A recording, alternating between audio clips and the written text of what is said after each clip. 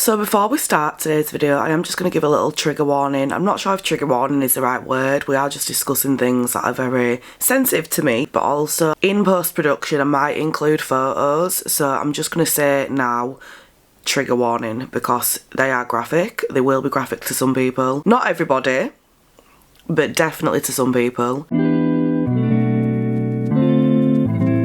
Today's video is about hidradenitis suppurativa. It's also apparently known as acne inversa, but to be honest, I've never really heard it being referred to as that. It's a chronic, really painful and quite often debilitating auto-inflammatory skin condition that affects roughly 1% of the population. So it's characterised by really painful boil-like lumps and cysts, and it is honestly the most painful thing I have ever experienced. Labour, pain from gallstones, both of them I would not even say touches the pain that I feel from HS when I'm having a flare-up.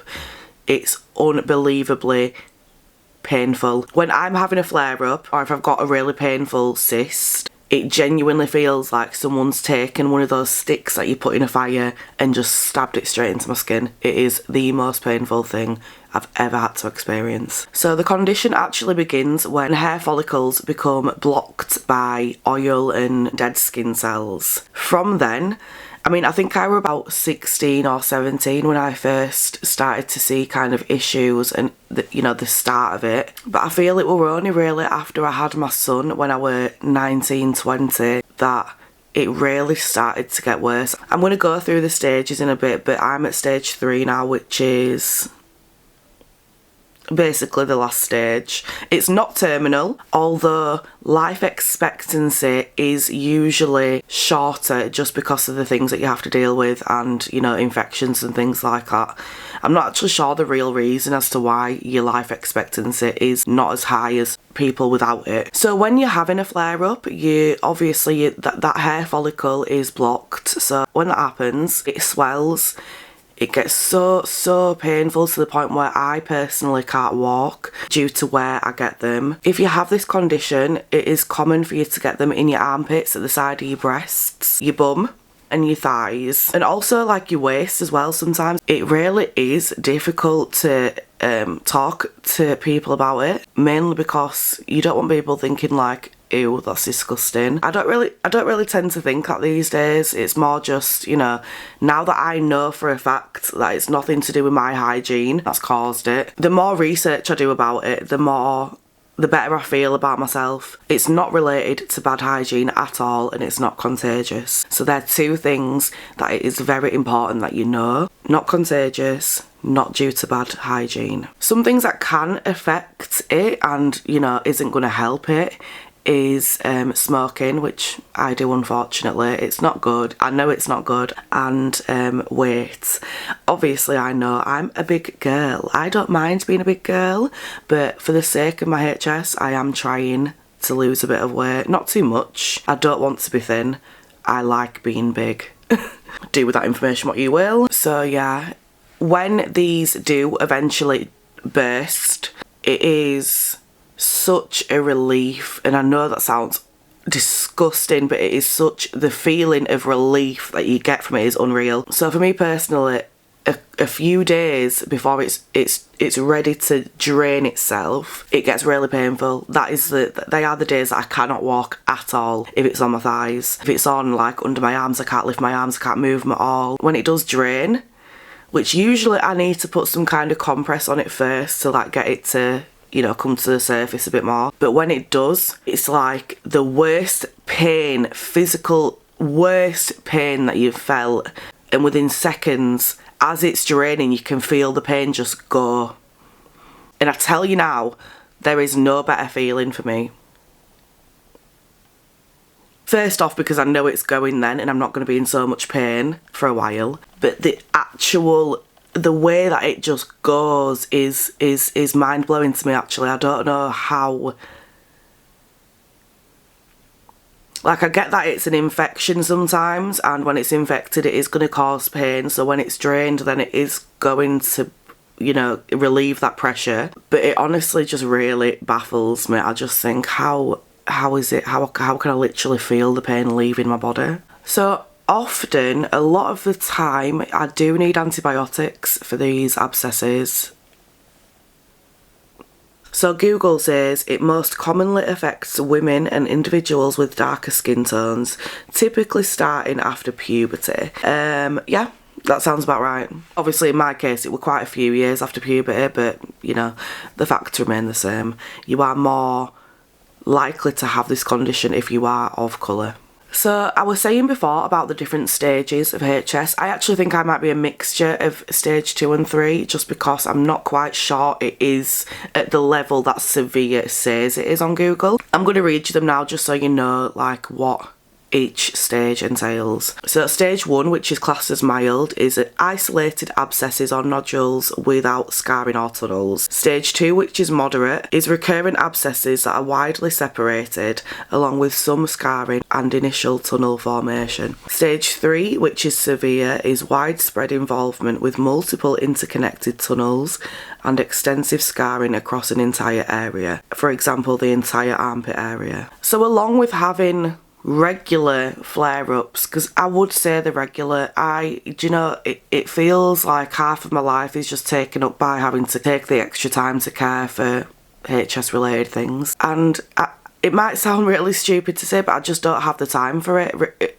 It's so debilitating and time consuming, so for me I find it really difficult to deal with. I have had it at least 6 or 7 years now, so you'd think I'd be used to it, but I don't think I ever will, if I'm honest. I see so many people on Instagram like sharing their journeys and things that they do to help their HS, and just, you know, going to different cities and countries and talking about it, and I just think I would love to be in that position where I am so comfortable to do that. Some of these people I'm talking about on Instagram have been literally stripped down to just the underwear and chosen, obviously themselves, to walk in the middle of New York, I'm sure it was. It was something HS campaign related, so it was, you know, to do with HS, and that's why they were doing it. They were allowed to do it, is what I'm saying. But I was watching it and I just thought, wow, imagine having that level of confidence,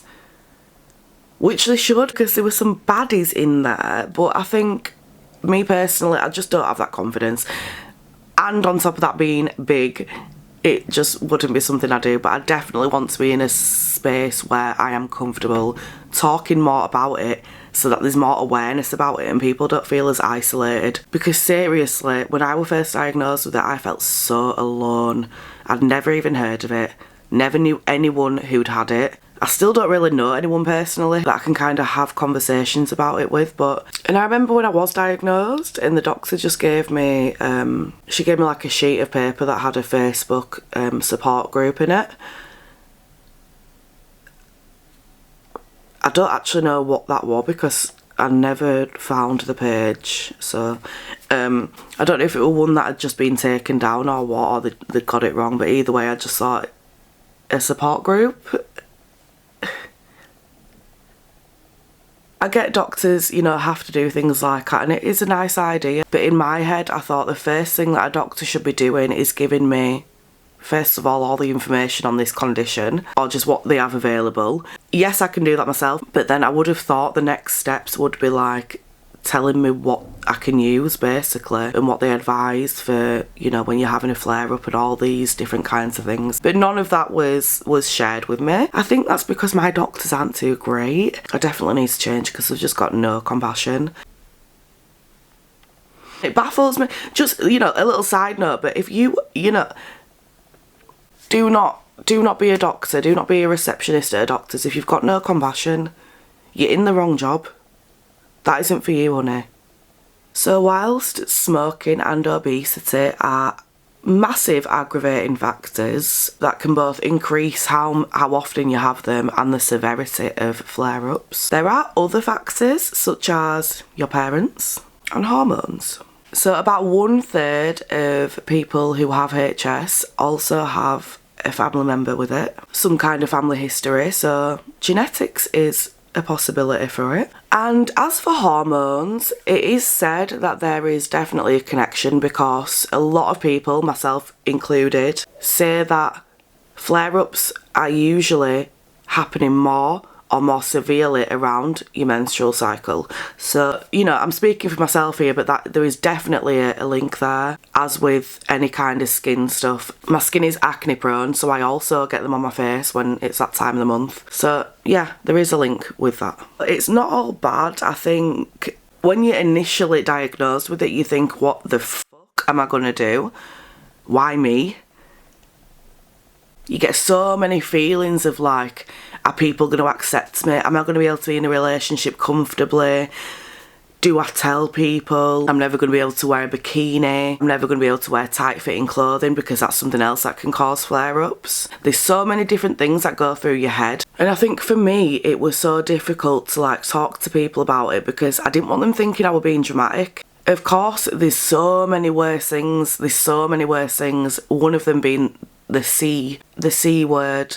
And I just thought, if I'm talking to people about this, they're going to think I'm so weak and so pathetic. But it is lifelong. It is a lifelong condition. There is nothing you can do to cure it yet. There's nothing you can do to stop them happening. You can change your lifestyle.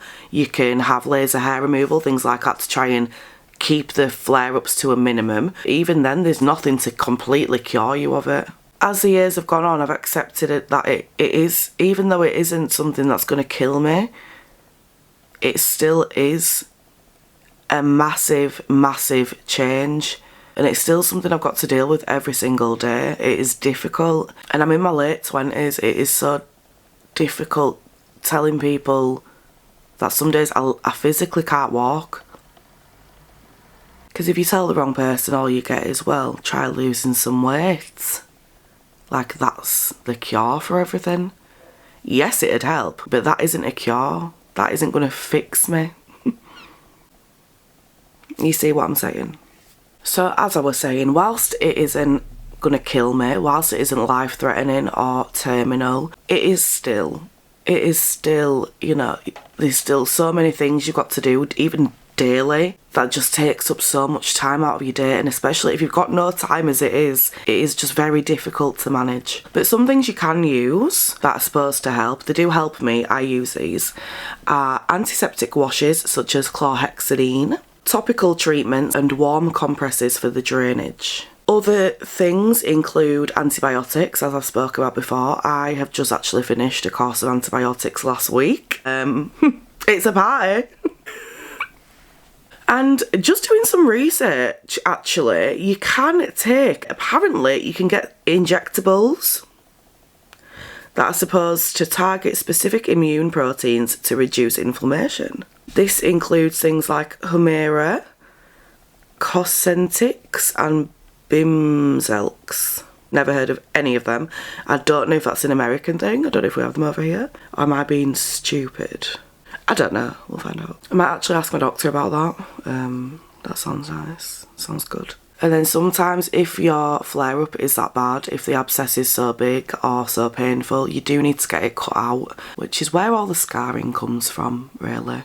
You get scarring regardless. I haven't had one cut out yet. I nearly had to, but I said to my doctor, whatever we can do so that I don't have to go to hospital, let's do it, please. Because if there's one thing about me, it's that I will not go to hospital. Will not go to hospital unless I need to. I'll take my child for anything because he's my son.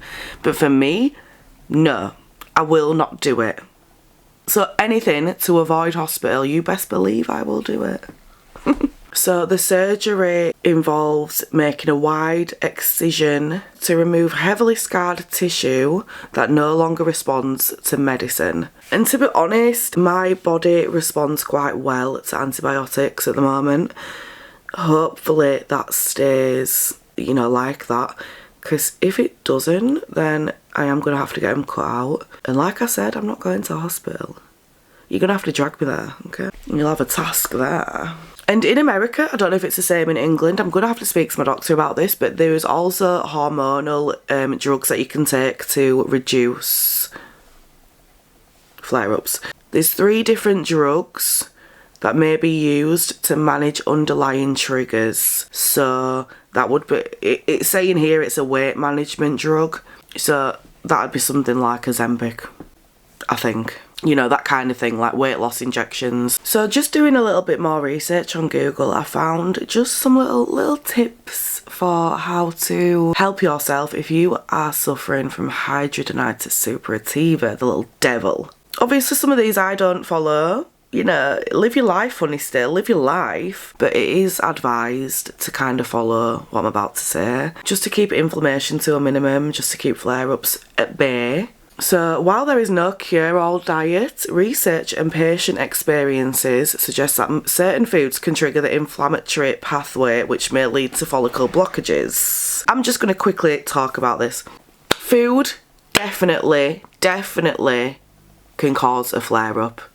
If I find myself eating a little bit too much cheese or dairy products, even though I shouldn't really because I've got some kind of lactose intolerance, I know. If I find myself eating too much, well, any is too much, but if I find myself eating these foods a little bit more than I usually would, straight away the HS returns. Straight away I have a flare-up. So dairy is a no-no.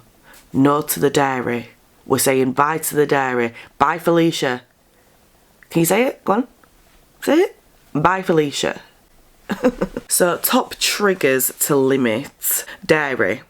High-fat dairy contains hormones and can spike insulin, which is strongly linked to HS flares. High glycemic sugars, so sweets, soda and white bread, cause rapid insulin spikes that fuel inflammation. Brewer's yeast, found in beer, bread and some fermented cheeses. Some patients see significant remission by avoiding it. Nightshades.